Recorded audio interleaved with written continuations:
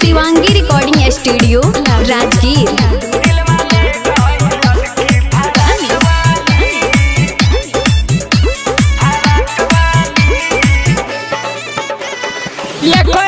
पीछे हम बानी लसिया आइल जहिया से फेसबुक लाइव आइल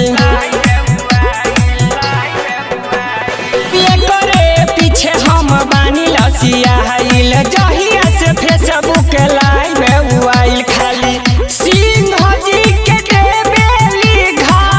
महंड बाली खाली जादो जी के देवेली घा महंड बाली दिल वाले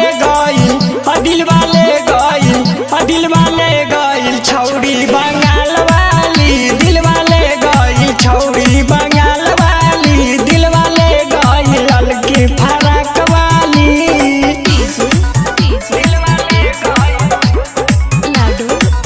दिल वाले गइल ललकी फराक वाली दिल वाले गइल ललकी फराक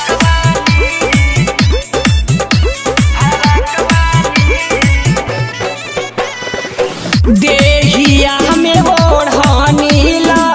पेट के जब चलेली ओठवा के लाली अपना दाँतिये से काटेली देहिया में ओढ़नीला पेट के जब चलेली ओठवा के लाली अपना से काटेली पातर कहमर नागिन जैसन चहल बाली पातर कहमर नागिन जैसन चहल बाली दिल वाले गइल छौड़ी बंगाल वाली दिल वाले गइल छौड़ी बंगाल वाली दिल वाले गइल ललकी फराक वाली दिल वाले गइल लाडू दिल वाले गइल ललकी फराक वाली दिल वाले गइल ललकी फराक वाली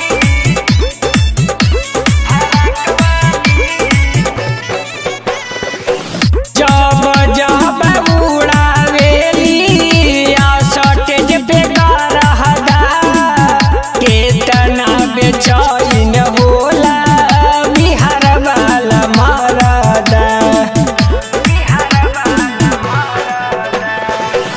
जब जब उड़ावेली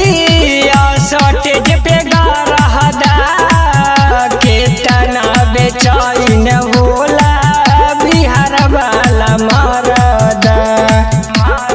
सिंगर अंजलि के चुमा देता खाली सिंगर अंजलि के चुमा देता खाली